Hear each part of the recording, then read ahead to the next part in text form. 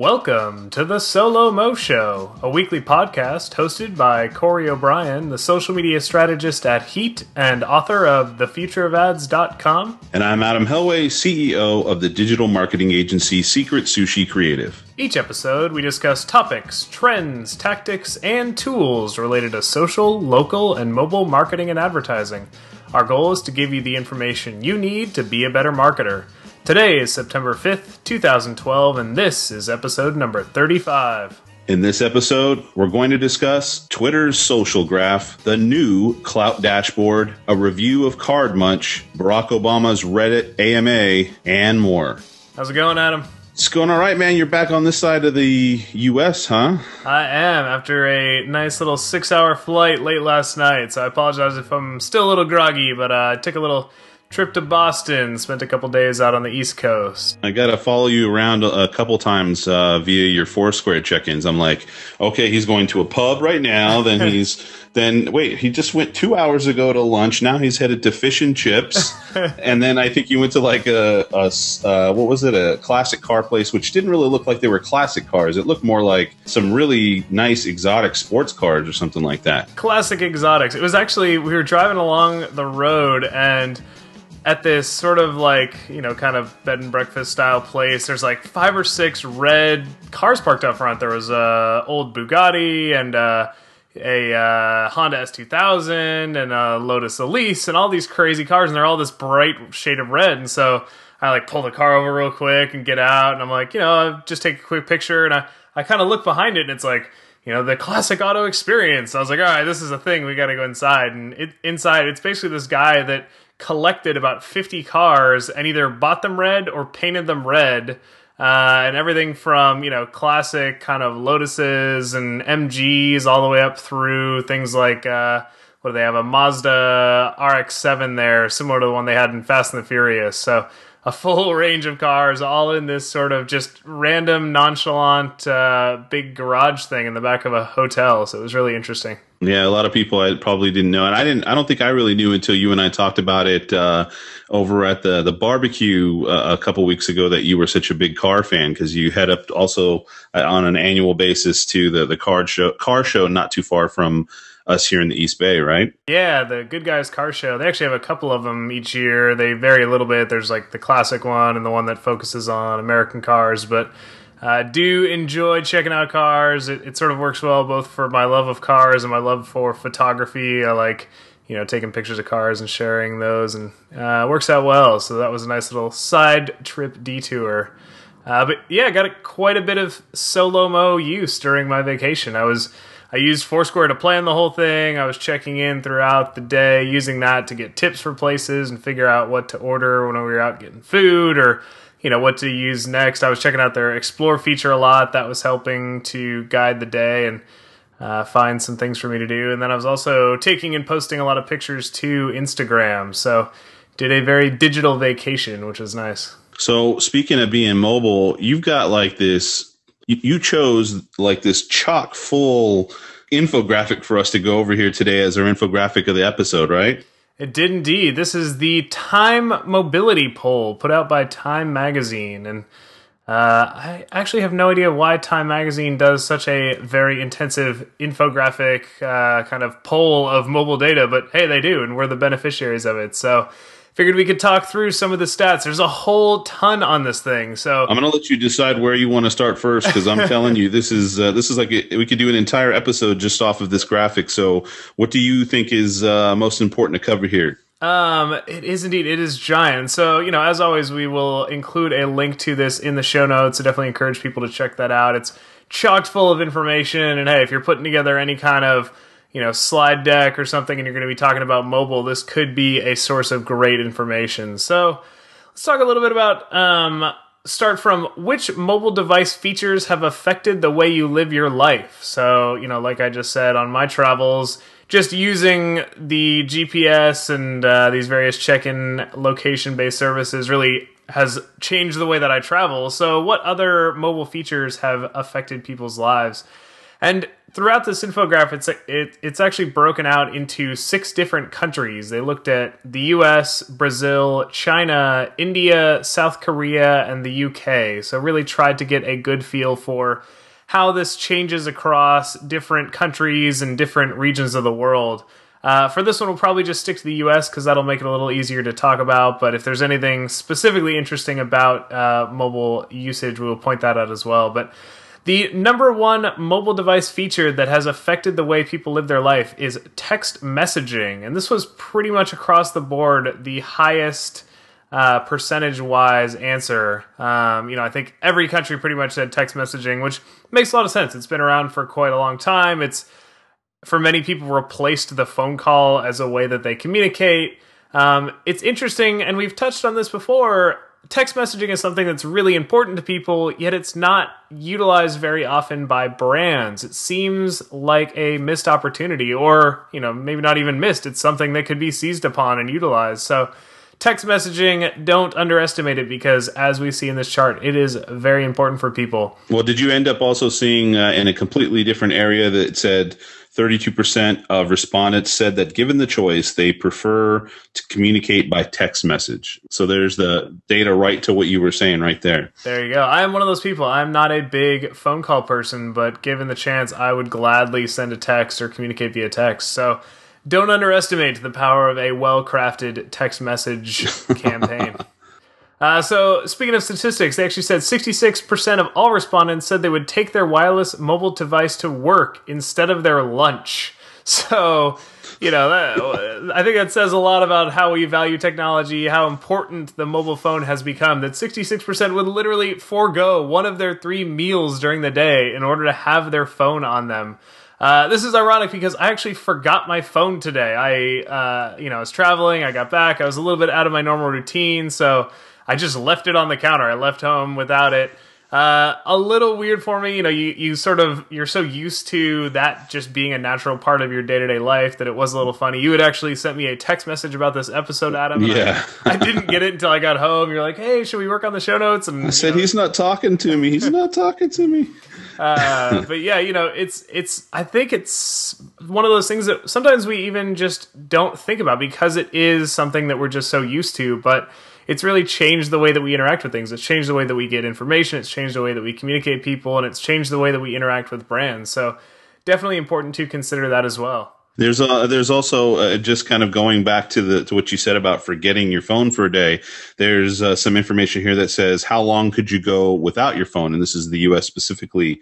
And it looks like for the most part, the majority of folks, 34%, said for several hours, but it tapered off there a little bit when people said, okay, one day. About 29% said they could last, with 19% being 1 week. So I think that little sweet spot of, they could forget about it for one whole day. That's perfectly fine. And in fact, if you don't have it for 1 hour, it's likely you're within proximity to it, or you've forgotten it altogether. So you're forced to forget it for that one day period of time. But I wonder how many folks, have you ever been without it for multiple days at a stretch, and have you felt, something's missing? You lost an appendage or something like that? Can't say that I have, actually. I think 1 day is about the most I've gone, and it feels weird. I use my phone a lot. I use it, for communicating, for getting information, just for general kind of fun, checking into places, that sort of thing. So without my phone, I get a little lost. I look for one to borrow or one to replace. I think the longest I've gone was a day when I broke my phone, but I was able to get a replacement and return to the world of the mobile users. So another stat that kind of caught my eye was the average age thought appropriate for a child to own a mobile phone. And this was actually 13 years old, which, seemed right around what I would have expected. But a good reminder that, kids as young as 13 are walking around with a mobile phone, and I'd imagine in a lot of developed countries, a smartphone. They're able to access the internet. They've got a fully functioning smartphone. So, the kids these days, they're learning earlier than ever. They've got the smartphone. They're interacting with, people, their friends, and potentially brands as well. So before they ever get their own computer, even, right? This is kind of moving in that direction of more folks owning mobile devices or an internet enabled device like a smartphone specifically, or maybe even a tablet of some sort before they ever have a desktop computer of their own or a laptop of their own. That's true. I would imagine for a lot of people, and especially internationally, the phone comes well before a computer. So that's a good thing to point out. And then lastly, another thing that said, how often do you check your mobile device? The highest percentage was a few times a day at 38%, though this is just how often people admit to checking their phone. I do wonder if they actually did a study, if it would prove that the numbers were higher. People just aren't aware of how often they check it. Less than every 5 minutes was 4%. So basically 4% of people literally check their phone. Like, I guess they just stare at it the entire time. You know, for them, like, Google goggles are going to be, or I'm sorry, Google Glass is going to be like a godsend, because instead of having to just stare at their phone, they could just have it literally mounted to their face. And then get hit by a car. And they get hit by as they're crossing the street, or maybe even driving their car because they're paying attention to that. Exactly. Once an hour was 17%. What's interesting is there isn't even a category on here for once a day. People, you know, if you've got it, you're checking it. So, and you know, I think, again, that kind of lends itself to maybe the idea of text messaging or mobile banners, something where it's just a light interaction. You don't have to force it. It's not like, you know, paper mail where you check it once a day, and if you don't really hit somebody that one chance, you've missed your opportunity. It's something where we're always casually interacting with our phones, so there's a lot of opportunities. And, you know, even something like Twitter, where, hey, you load up Twitter, you look at a couple tweets, it can be very casual. It doesn't have to be a tough sell. So a lot of interesting data in this infographic. Like I said, definitely check it out when you've got some time. Dive in there, especially looking at some of the US versus other country data, seeing how we stack up and compare. Very interesting stuff there, but a very good infographic, and I think one worthy of revisiting from time to time. And we'll have it in the show notes. And we've got our topic, or our first topic of the day. It's been a while since we kind of really dove into stuff that was going on with Twitter, right?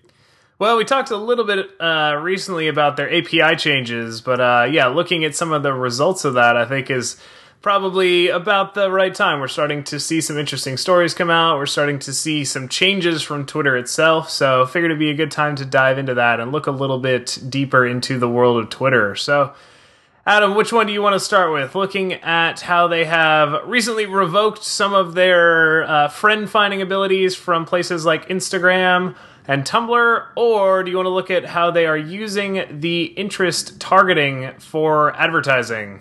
Let's talk about the Tumblr topic first, and as we go through, we'll bring folks back and show them how this stuff is. We were talking about this just before we got on, that we think that there's some signaling going on about what Twitter's going to be doing and how it'll affect not only users but also advertisers and other folks using their platform. So go for it. Kick it off with the Tumblr topic. All right. So this was interesting because this followed shortly after a lot of the API changes we talked about previously. And essentially, Tumblr and Instagram were using Twitter's social graph, which is the connections between users, to allow somebody to connect in through Twitter and say, okay, you know, go out and find all of my friends that I'm connected with on Twitter and add them as Tumblr followers or add them as Instagram friends. It was basically a way of bringing your social network from one place to another.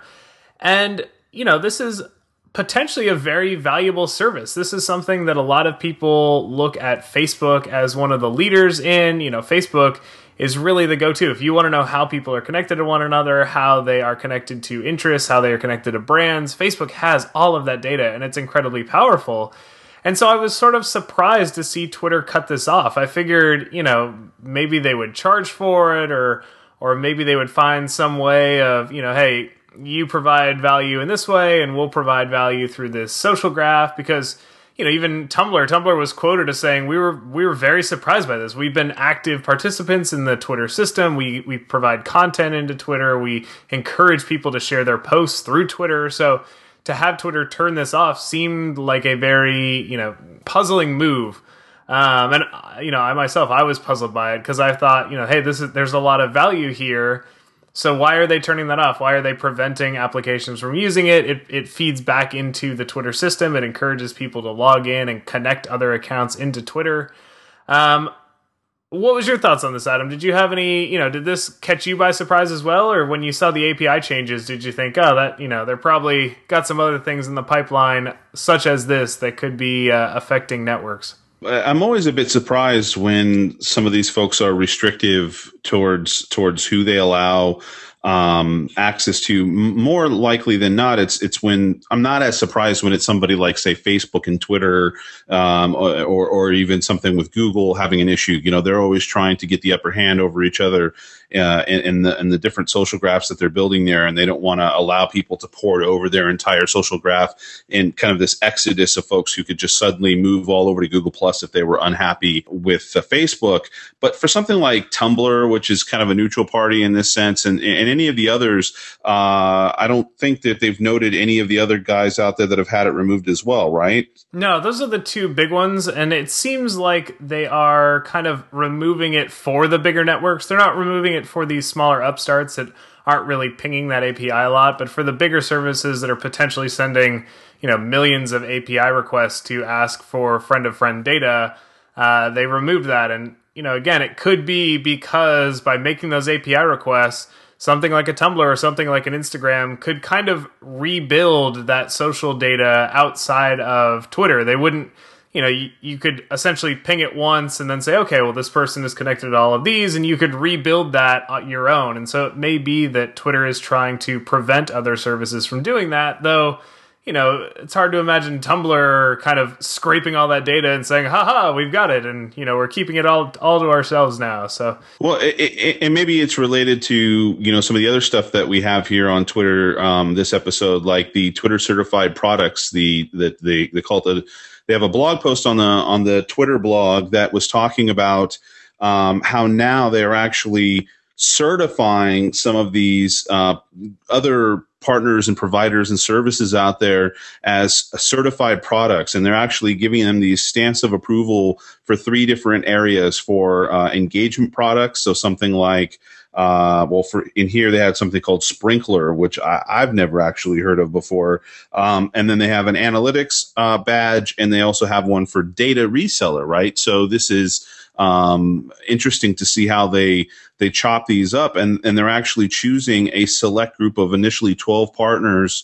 to launch with, and then they're providing an application for folks to sign up and apply to be one of their certified partners.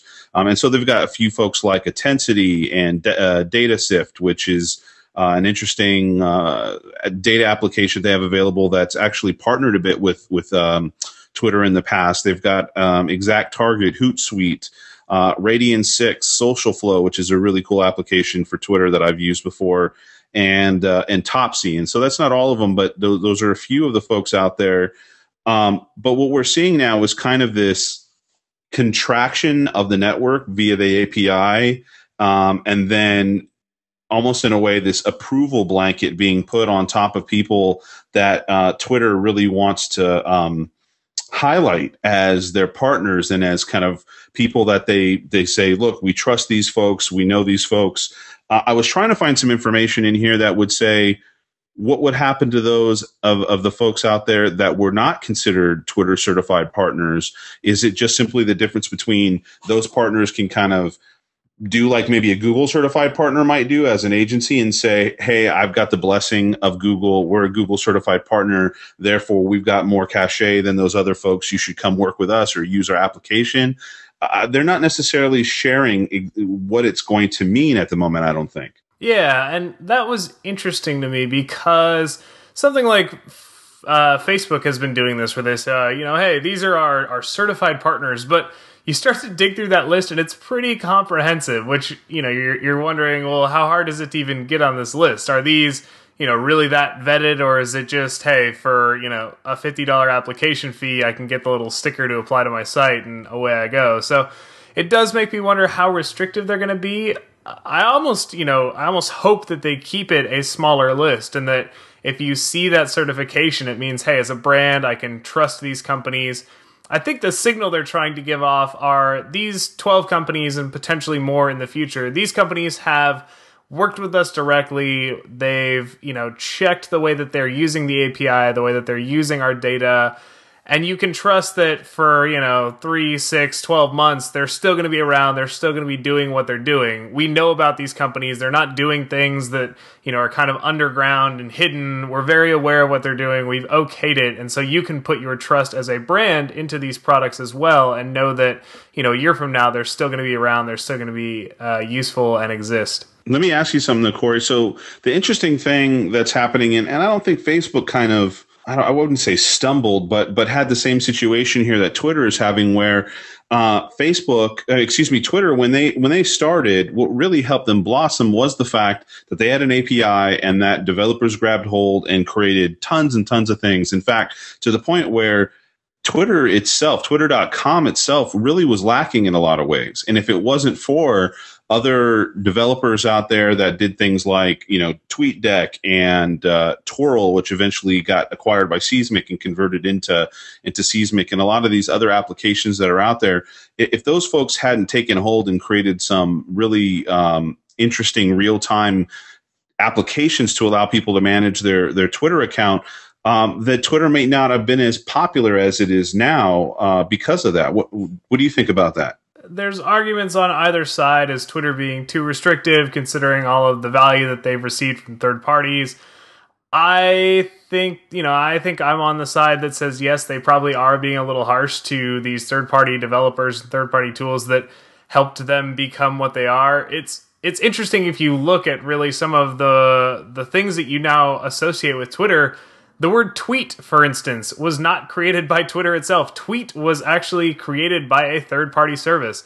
The bird logo, just using a blue bird as the logo, again, didn't come from Twitter. That came from even retweet service as well, right? I mean, the act of retweeting as well was something the community had done on their own, even hashtags, and then eventually Twitter ended up adding support for that into their product. Retweet and hashtag, I don't hold those as sacred because they were kind of created by the community, but some of these things that were specifically created by third parties, it's interesting to see them cut off that lifeline because, you've got to, for them at least, they've got to hope that they can create that same sort of entrepreneurship and that same, creating new features and new products internally that they were able to create externally as well. So it'll be interesting to see if these changes do cut off some of that innovation, but I think keeping it more focused on the changes that might affect brands, it is, it kind of sucks for the third-party developers, but as a brand, it's kind of good. It's Twitter saying, hey, we put our trust in these tools. These are best of breed. These are ones that, if you're working with, that you're getting high-quality information. You're getting, leaders in the space that are working with us. They're getting good data. They're doing good things with it. So I do think it's good moves for brands that are looking to make the most of their Twitter interactions. I think it's very Apple-esque in the sense that Apple releases what they've got just a little by little. They'll have an API that makes certain things available, and then folks will build on top of that platform and create some things that may be interesting or may not be very interesting. And quite honestly, Apple has a point of, in a way, cannibalizing a lot of the smaller applications that have built for instance, video applications that had been out since the time video was available on the iPhone 3GS, I believe. And then it took some time, but eventually when Apple felt that they were ready, they released iMovie. Well, who's really going to use any of these other applications for the most part? And there were a number of other smaller applications that eventually ended up just getting kind of trounced over by things that were added by Apple. But in a way, again, like you said, it kind of sucks for the third-party applications. But what they're doing is they're kind of looking at it and saying, now we want to create a solid platform.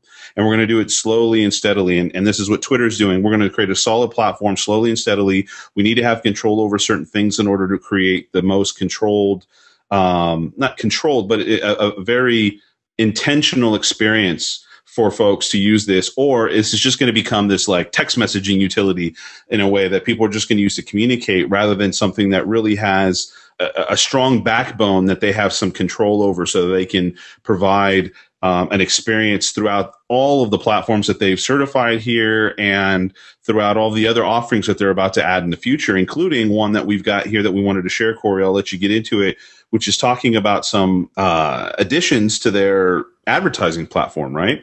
Yeah, so this is the addition of interest targeting, which is allowing advertisers to target specifically to interests. So before, if you wanted to get involved with sponsoring Twitter, you kind of put your message out there and say, hey, for this time of day, or, this hashtag, very specific terms being used on Twitter, I want to show my sponsored content. But it didn't allow you to target on a broader level. So let's say you're a new movie coming out and you want to reach people that are interested in comedy movies. Well, what Twitter is now allowing you to do as an advertiser is select very specific interests. So you can go into the movie category, select the comedy subcategory, and suddenly your promoted tweet is only getting shown to people who have indicated an interest in comedy movies through the stuff that they tweet. And that includes links, that includes videos that they've shared. Twitter is aggregating all of that data and saying, hey, we're now able to target people that have very specific interests. And this is a variation on that social graph that we were talking about that they've limited for things like Instagram and Tumblr. So it makes me wonder, maybe part of why they were limiting that is they're really looking to utilize that for advertising and for marketing and offer that as a premium service. They're able to say, we know how people are connected to one another.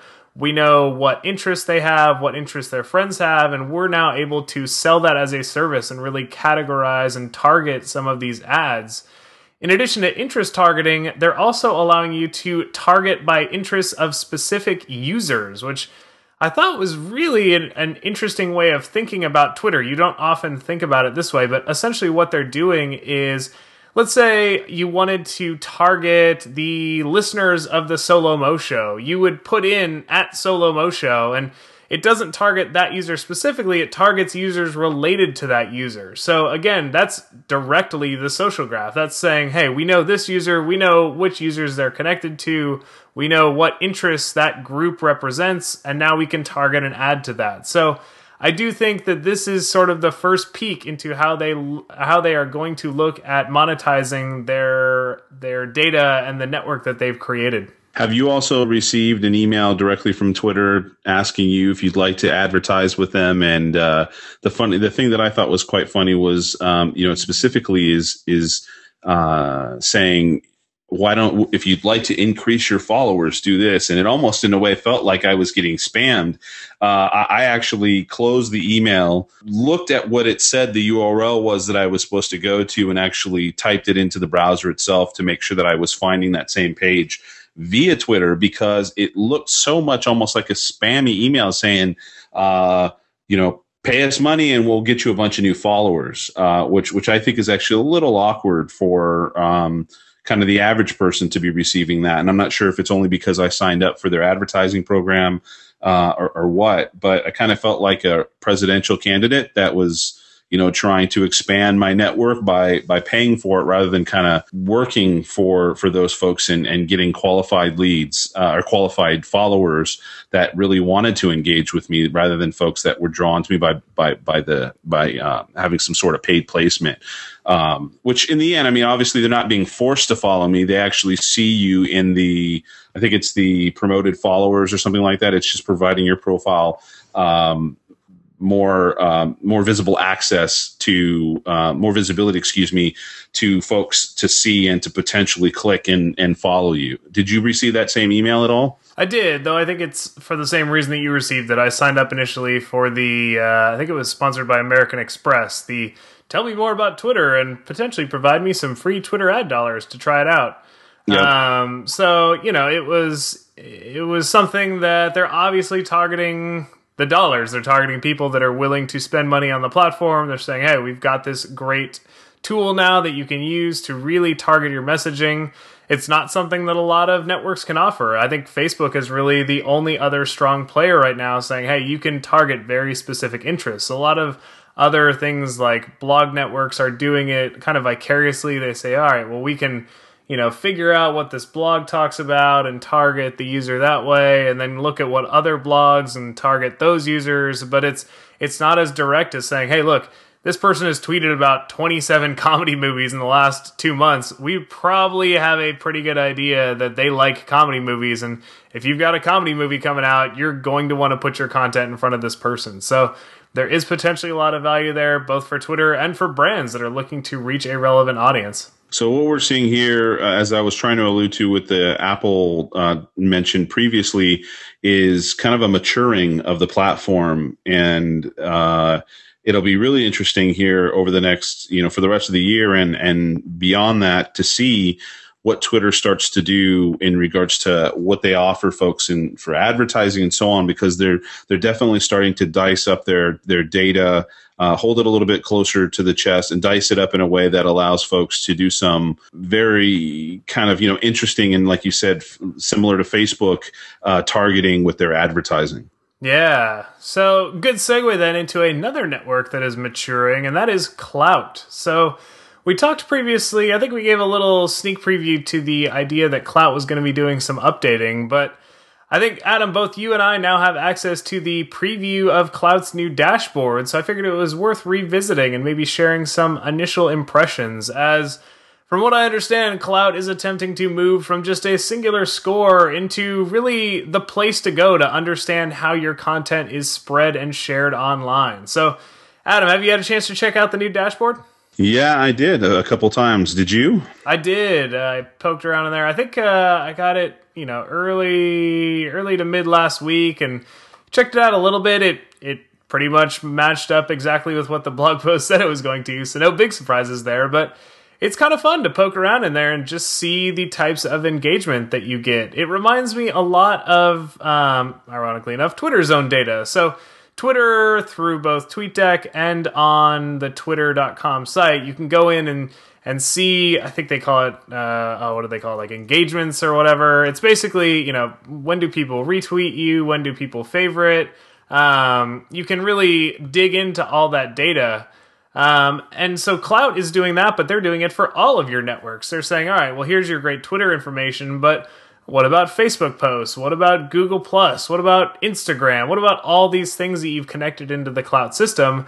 And they're allowing you to really dive into that and get a feel for what content is popular, what's working well, who your big fans are, how often they're interacting with you, and really providing a lot of insight into that data. And I think it's pretty interesting. I don't know that I was surprised necessarily by a lot of it, because I keep a pretty close eye on a lot of these things. But for somebody that doesn't, keep an eye on their Twitter interactions or their Google Plus interactions as closely as I do, I think this could be a really good chance to get some more insight into that type of interaction. What about yourself, Adam? Yeah, I think they've laid everything out in a more consumable fashion, where it was a bit cluttered before, and they still have a lot of the same things, like, who are your influencers, who do you influence, what are your influential topics, but being able to see things a little bit more transparently, as I've heard, even other social influence platforms try to call it, because they're trying to position themselves against Klout. Now Klout has kind of said, look, here are the things that we're scoring you against.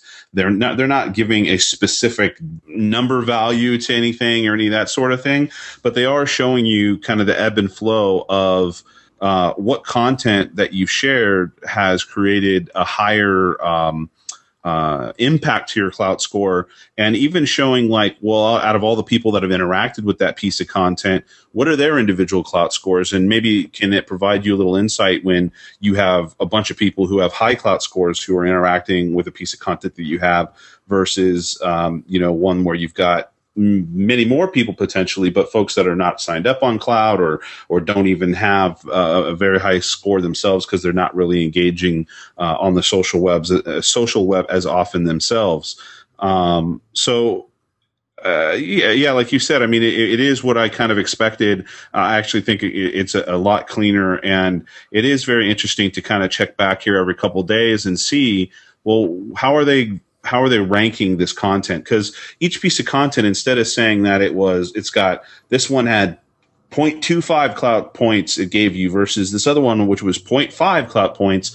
It really is just showing you like this meter of these circles that it fills in. I think it's like four dots.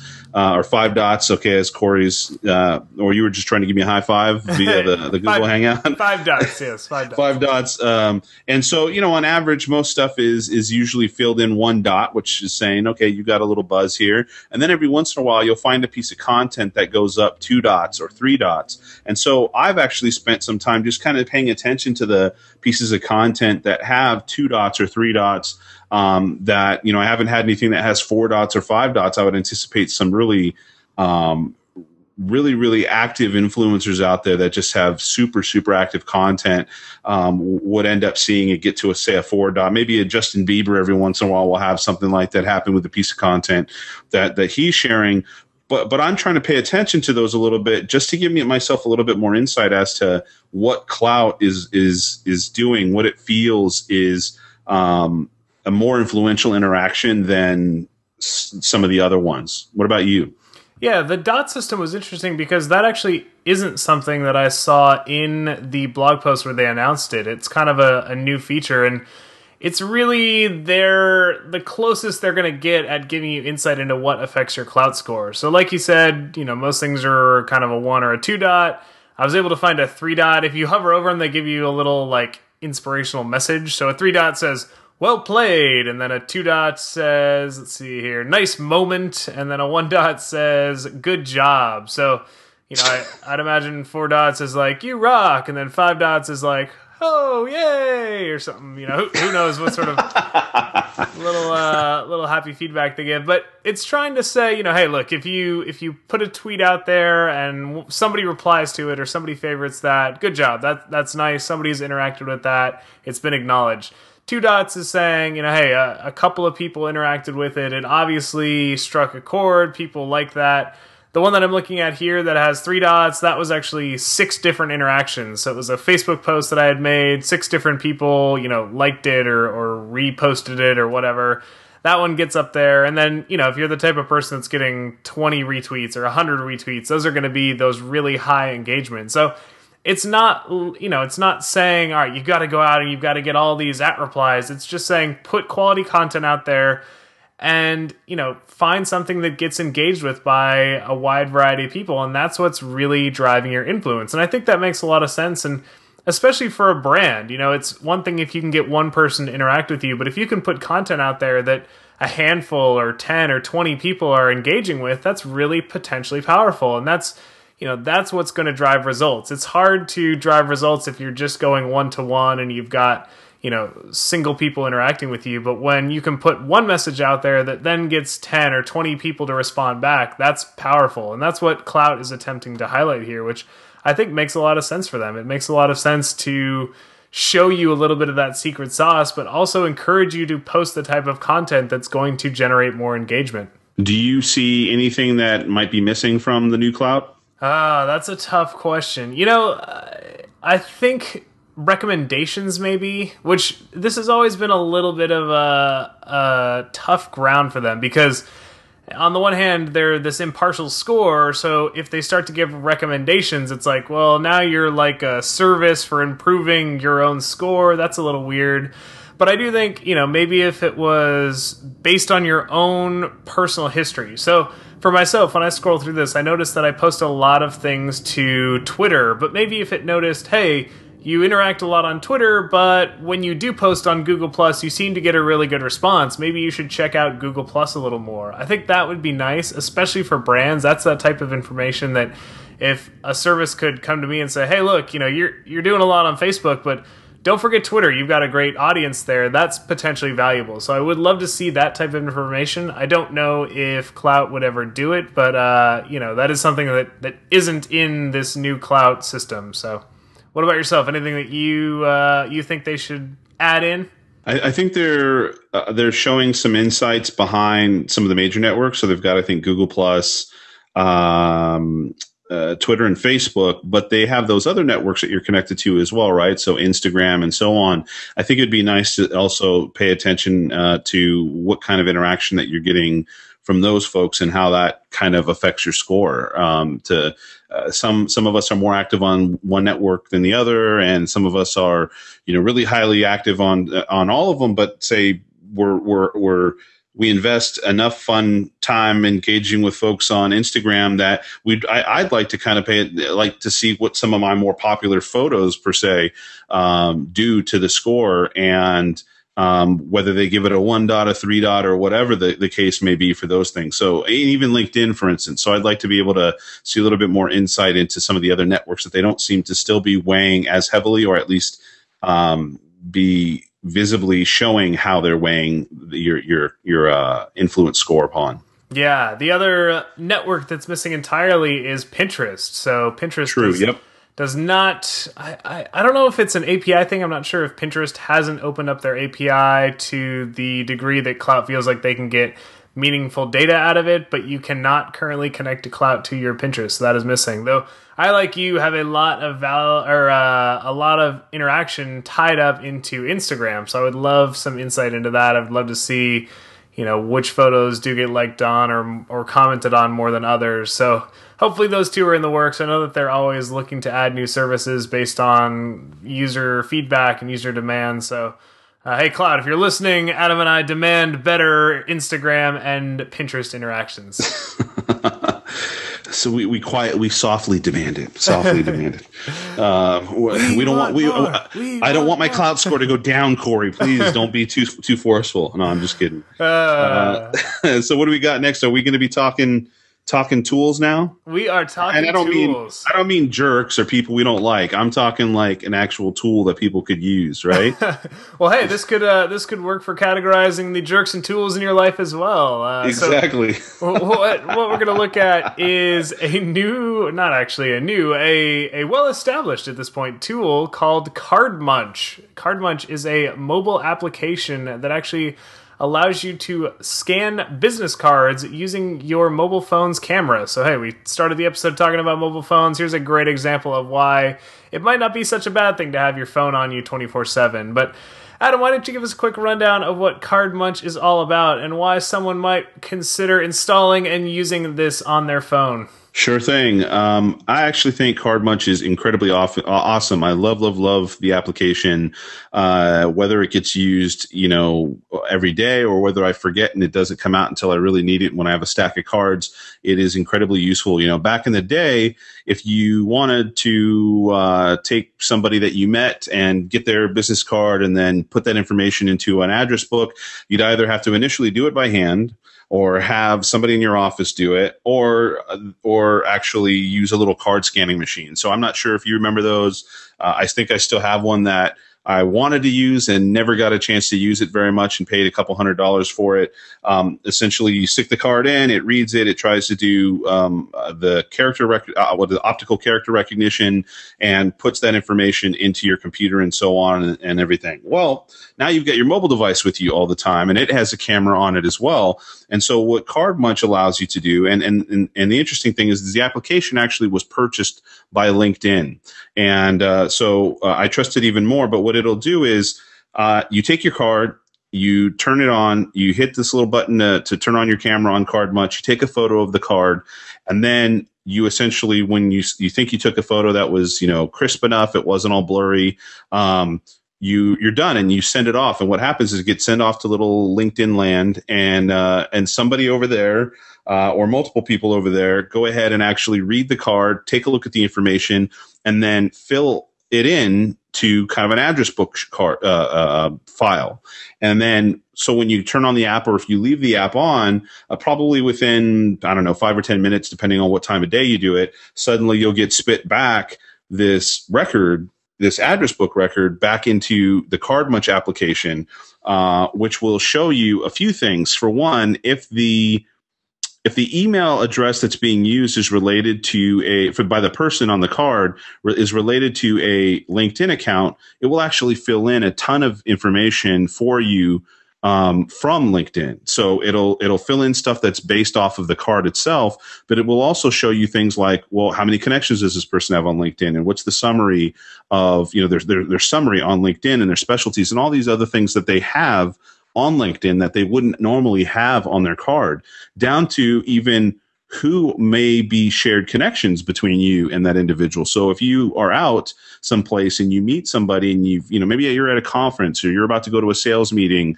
or something, and you have their card ahead of time, you can do this and see a lot about a person, including, again, all the potential connections you have. The way that I kind of use it is unfortunately it's only available for the iPhone right now, and I don't know why it's not on Android yet. But what I do is I have my address book is connected to iCloud. And so other folks may have it connected to iCloud or some other, address book service. I'm trying to remember if Google allows you to sync your contacts with your Apple contact account or not. But one way or another, when you have the cloud service and you have all of these things interconnected together, there's a setting in this where initially you actually have to select each card that you've scanned and say, add it to my address book. But there's a setting inside the iPhone setting for this particular application that allows you to say, every single time that I scan a card, just automatically push it to my address book on my phone.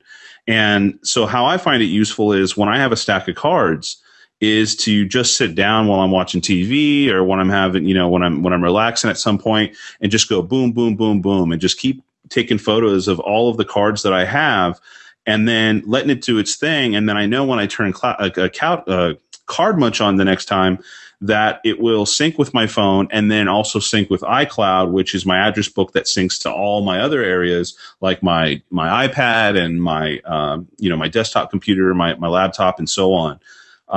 So in any case, I think it's an incredibly awesome app. Very simple in what it does, and being backed by LinkedIn, I think it's an app that I trust in the sense that your cards are getting sent off, these photos are getting sent off, information is being sent off from these folks that you're connecting with to human beings that are looking at this stuff, and based on an interview that I saw with the founder previously before it was acquired, those people actually don't know who the card really is being sent by. The folks themselves reviewing it, the data is all anonymous, and then it ends up getting sent back somehow in that case. But I think for anybody who's doing sales and marketing, anybody who's a professional, anybody who really kind of values the aspect of personal networking, really this is kind of an application where you can't go wrong, especially when you have all of your cloud services connected to your phone's address book. Yeah, this is actually one of those services that I used it before they got purchased by LinkedIn, and this is one of those things where when you wanted to show off your phone a little bit, you'd bring this out and be like, hey, watch this, and take a picture of a business card, and 5 minutes later it would shoot back all of the information categorized for you, 100% correct, and people are like, wow, this is amazing. And I was like, yeah, this is the craziest app I've ever seen. The fact that even when it first came out, it was free was amazing to me, because what they're using is, I think they actually used to use Amazon Mechanical Turk, and now I'm not sure if they use the same system or a similar system, but that's not a free system. So the fact that somehow they were, and maybe they were just losing money at every transaction in hope of eventually getting purchased by LinkedIn, which worked, but it was costing them a small amount every time they read a card, but you were getting this incredibly valuable service for free was just astounding to me. It worked incredibly well. The one nice thing is, for myself at least, because I'm a little bit paranoid about it, hey, what if they miss a letter here or there? It actually keeps a copy of the photo you take. So it's not like you send this thing off and then, hey, if it comes back with the wrong name, oops, you're out of luck. It's got the photo of the card. You can still reference that. You can zoom into it and say, what was that phone number? For some reason, this isn't dialing through. And you can say, oh, they wrote 9. What they meant was 0. I actually haven't experienced that many errors. It seems to be a pretty flawless system. Occasionally, if you get a weird business card where using some sort of funky font or something, it gets a little wonky. But for most cases, it works incredibly well. It's fast. It's free. It connects to LinkedIn. All of that works really smoothly. So I give this one 2 thumbs up. I would say no reason you shouldn't check this out and download it. It's free to buy, or it's free to acquire, it's free to use, and hey, it's backed by LinkedIn, so what's not to love? So is that 2 out of 2 thumbs up? 2 out of 2 thumbs up. Until I grow a third, this is the maximum amount of thumbs up. And what was I going to say? Oh, and you might try it because I tried it as well. As I actually was like, man, there's people have a lot of information in their signatures on their emails, and you can't always get their card sometimes because you've never met them in person, but they're sending you an email with all that information, which would be nice to capture as well. So I think at one point I actually took a photo of an email signature, and I think they actually transcribed it. I think they did. It was a while back ago, and I don't know if I've done it again since then. So at any rate, it's the difference between having the optical character recognition and actually having a human being, like you said, where you've not really found an issue with it. So two thumbs up for me, 2 Facebook like icons for me, and go take it, go download it for your iPhone and tell us what you think of it. All right, Adam. You know what time it is then? Dun dun dun. The lightning round. Lightning. We have a mini lightning round today. We got a small bolt of lightning. Only 2 stories today, but they are both quite exciting. So let's dive right in. 60 seconds on the clock. And do you want to start us off with the first story here? I'm going to let you do it because that one I read a little bit earlier this week, but I know it's fresh in your mind. All right, sounds good. 60 seconds on the clock. Ready and go. So this is called Amazon Researchers Say Pinterest Doesn't Generate a Lot of Sales. And you read that and you're like, uh-oh, what is this saying? But basically what they looked at is when somebody shared a Zappos purchase after purchasing it, what happens to that purchase? Do people then, do their friends purchase things? So they compared Pinterest to Twitter to Facebook and found that while people were much more likely to share things onto Pinterest, the resulting purchases from their friends weren't as valuable. So a share onto Pinterest generated 75 cents, a share onto Facebook generated $2.08, while a share onto Twitter generated $33.66. The thing that's interesting to me about this is it's kind of comparing apples to oranges. It's saying, hey, these happen less frequently, but they generated more money. Well, of course that's the case. If something doesn't happen as often, it's because it's probably more valuable and more important to that user. Do you agree with that, Adam? Yeah. All right. I mean, I was actually going to follow up with that exact same comment of saying, well, they're that something on Twitter is or Facebook is more likely to create a purchase, but there were more shares from Pinterest. So, I mean, does it really? Yeah, I mean, it's kind of a toss-up between the two, right? One cancels the other out. You've got far more shares on Pinterest. The reach of that content goes farther, but maybe less people follow through and actually purchase from there. It's a little bit link baitish, the post kind of in a way. I think it's interesting data to understand and to know. We'll say it doesn't generate a lot of sales is all really relative to how you look at it. So anyways, I think it still proves that having content on Pinterest, especially something like this, where it's products and, clothing and shoes and so on, still makes sense to be on Pinterest. With 5 seconds to go, we will not hear the buzzer. You saved yourself from the terrible buzzer of doom. We should put shot collars on or something like that. And we'd be like, yeah, and then suddenly the time runs out and you hear, my microphone suddenly shorts out for a second. We'll play lightning round for keeps, huh? Exactly. We'll call it electricity round is what it is. There you go. All right. With 60 seconds back on the clock, let's dive into story number 2. So this was Barack Obama doing an AMA on Reddit. Totally out of the blue. This one caught me by surprise, but President Obama did what's called an Ask Me Anything, and like the name implies, you basically hop on Reddit and say to the Reddit community, hey, you can ask me anything you want, and I will pick and choose questions and answer them, and he did a pretty good job. He dove into some very interesting questions, everything from personal to obviously the more political stuff. It was very clearly oriented towards his re-election. This isn't something that he's going to do once a week and have, the Reddit town hall type thing. So it was a little bit stunty, but hey, sometimes stunts work well, and in this case, it worked extremely well. It actually drove so much traffic, it shut Reddit down for about, I think it was like a half hour. Reddit just crumbled under the pressure of all these people rushing to check out the answers, which thankfully you can now go and browse worry-free, but a lot of interesting results from this. Adam, what's your take on it? I think I was talking to you before the show about how I had kind of shied away from Reddit a bit because I was a big Dig fan back in the day, and I just didn't really pay attention that much to Reddit. But as of lately, I've been taking a look at it more and more, especially after the president cut on. It was really interesting to go through the thread and kind of expect people to be potentially over the top and disrespectful and kind of goofing off, because Reddit has a tendency to be filled with folks that really kind of enjoy themselves a little bit too much in the comments. But people were having a really awesome discourse there, and I find it really interesting that the president decided to, and their whole, of course, staff and everything said, hey, let's jump on there. I think that would be a good place to be active. And I think which is one of the most useful things about what they did is the fact that the entire conversation is available directly here on Reddit. So it's not lost. It's not someplace it's hard to find. Everything can be linked to in Red, and you can call back through it here on Reddit itself.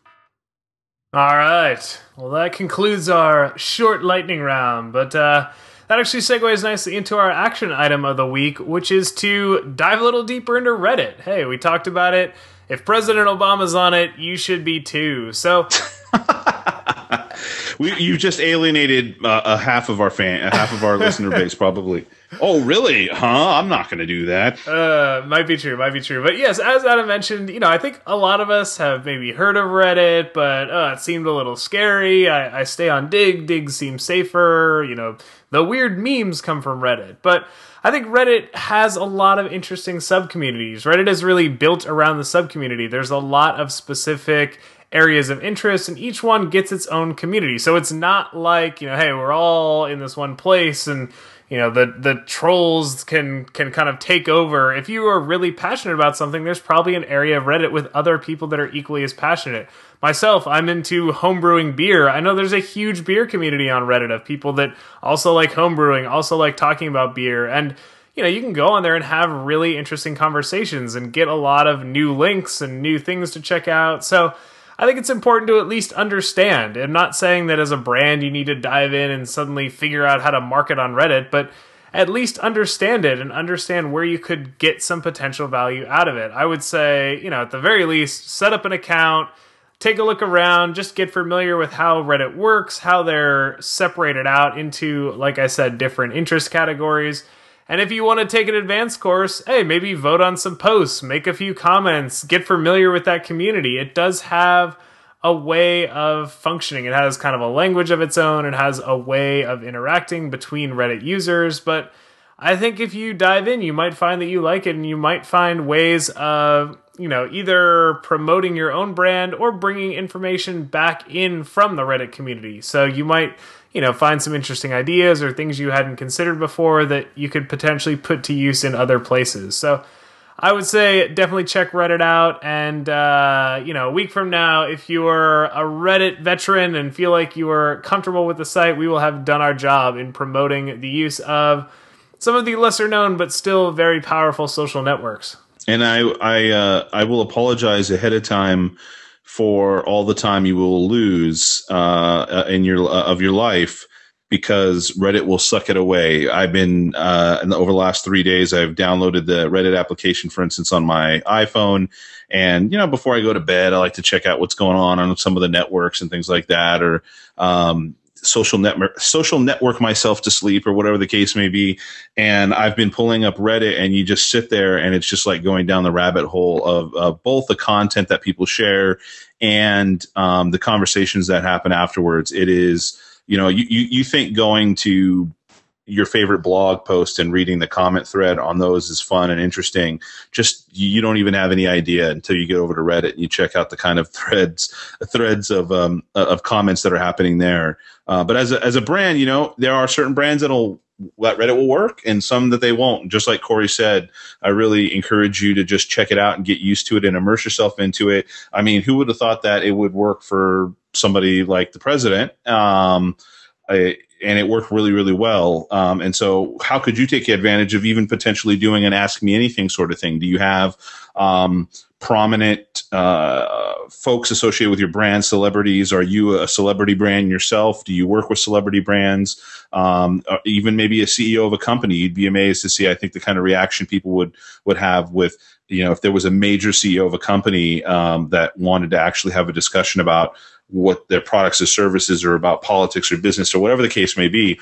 I think that they would actually fly quite well on there. You just want to make sure that you have some help, because you can make a mistake and it just wouldn't be a place you'd want to have that very goofy comment immortalized in that community, I think. All right, well, we covered a lot of great stuff this week, and there is definitely plenty to think about as these things unfold, looking at the Twitter API changes, the rollout of the Klout Dashboard, and even diving into Reddit, which is constantly reinventing itself. So I think a lot of great stuff, and as always, dive into the show notes, because we're going to have links to all the things that we talked about today. Those can be found at SoLoMoShow.com. And again, click through, read the stories, form your own opinions, and we encourage you to share those opinions with us. So if you have any questions, you want to give feedback, or hey, maybe you see a story and have a suggested topic or a new angle that we could cover in a future episode, we definitely encourage that. And hey, maybe you just want to say hi. We encourage that too. So there's a couple of ways to do that. The first is via Twitter. We're available at SoLoMo Show, or you can reach myself directly. I'm at Corey O'Brien. And I'm at Secret Sushi. You can also email us directly. The email is solomoshow@gmail.com. We're, of course, very social, so you can find us on Facebook. If you look there, we have a Facebook page, we have a Google Plus page, and we have a Pinterest board that both Corey and I share our SoLoMo Show videos at. The videos essentially are the episodes with the audio, but the topic that we have is we show a visual on there. And in fact, I think we might be behind by a couple episodes in there last I looked, so we'll catch up on that. But please take a look at those and reshare those on your Pinterest boards as well. All right, and with that, we will call this episode a wrap, and we hope that you come back next week to join us for another great episode of the SoLoMo Show. Take care.